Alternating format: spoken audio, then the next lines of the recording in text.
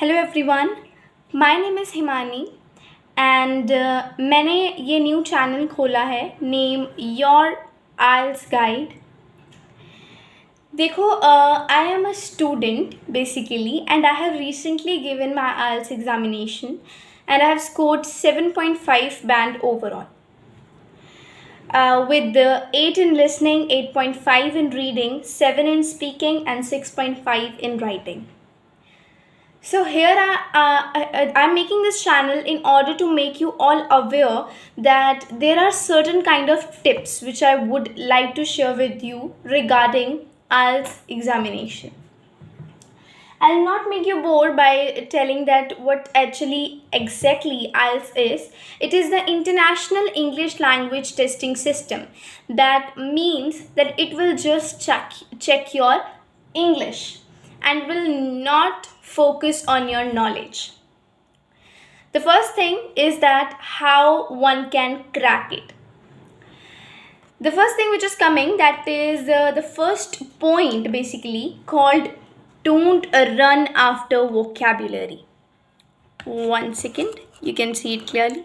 Yeah, don't run after vocabulary.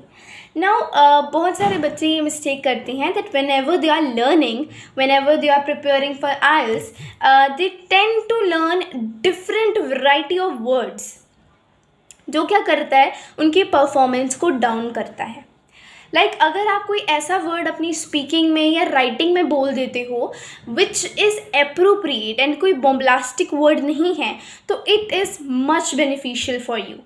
But if you are doing the wrong things, such as you are using those kind of words that are not normal, and even some of the foreigners do not use it very often, so it becomes very difficult.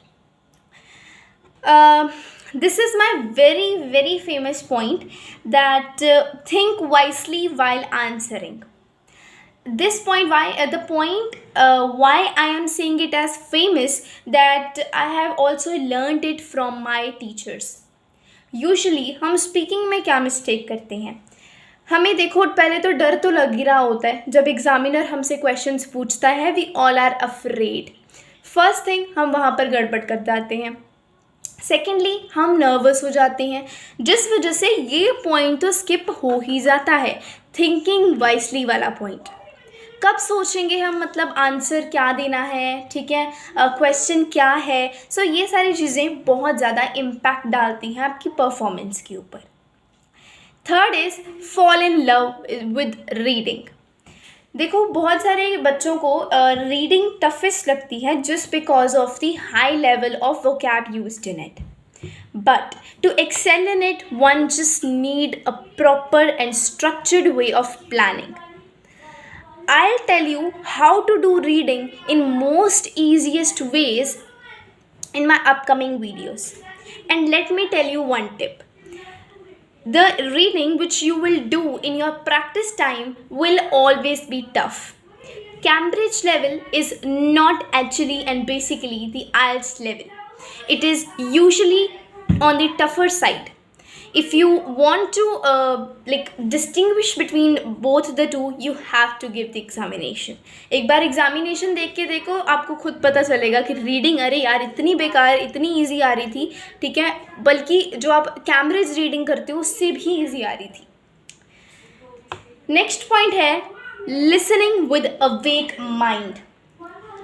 हम पता नहीं जब listening करते हैं तो कहाँ सोए हुए होते हैं, जबकि हमारा जो आंसर होता है वो हमारे सामने होता है. लिसनिंग में जो, अगर मैं इसको थोड़ा sorry for the background noise, अगर लिसनिंग को थोड़ा सा मैं बढ़ा के बताऊँ आप सबको, वेट अ सेकेंड. तो सबसे पहली चीज़ तो आ जाती है लिसनिंग में कि हमें, ठीक है, सबसे पहली चीज़ जो लिसनिंग में आ जाती है वो है बट एंड हाउएवर का यूज़.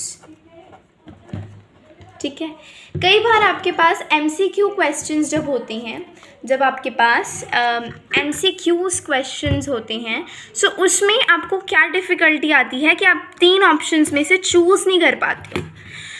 बात क्या होती है, वो तीनों के तीनों ऑप्शंस बोलेगा, जो आपका मतलब लिसनिंग का जो वो चलती है ना, आपके पास स्क्रिप्ट होती है वो सारी जो, तो वो 3 के 3 आपकी MCQs बोलेगा, बट वो यूज़ करेगा बीच में वर्ड्स बट और हाउएवर जैसे।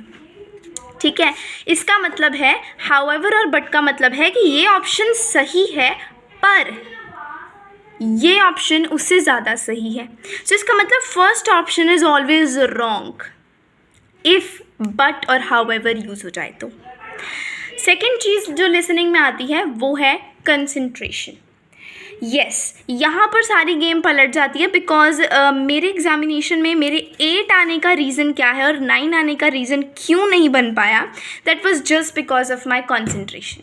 आई नो, मुझे पता था, मेरी लिसनिंग पूरी ब्लैंक्स के साथ भरी हुई थी और मैं हो गई excited.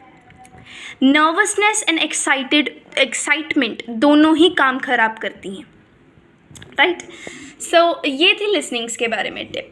Next last is about speaking, and speaking के बारे में तो यही बोलूँगी कि speaking is about being fluent only. Speaking आपसे कोई भी चीज़ डिमांड नहीं करती है। Speaking does not demand that you should be really good and really nice in English, it should just be your fluency, right.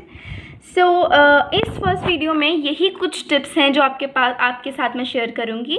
So if you like this kind of tips I would definitely come across with them, but अगर आप मुझे follow करेंगे सो आपको और भी ज़्यादा चीज़ें आपको देखने को मिलेंगी। थोड़ा बैकग्राउंड नॉइस को आप अवॉइड करें because it's my first video and इतनी ज़्यादा इन्वेस्टमेंट फर्स्ट वीडियो में नहीं होती है। बेसिकली आप मेरे चैनल के साथ जुड़ जाइए। I'm not forcing you all to subscribe my channel. I just want to do the welfare of students. So definitely अगर आप मेरे साथ रहते हैं, थोड़ी मेरी वीडियोस को देखते हैं, तो आपको definitely एक upliftment मिलेगा आपके बैंड स्कोर्स में, and you would really thank me after that. So with this I'm ending this video. Thank you very much and hope you all will get your desired band scores and will start your preparation with me. Sorry.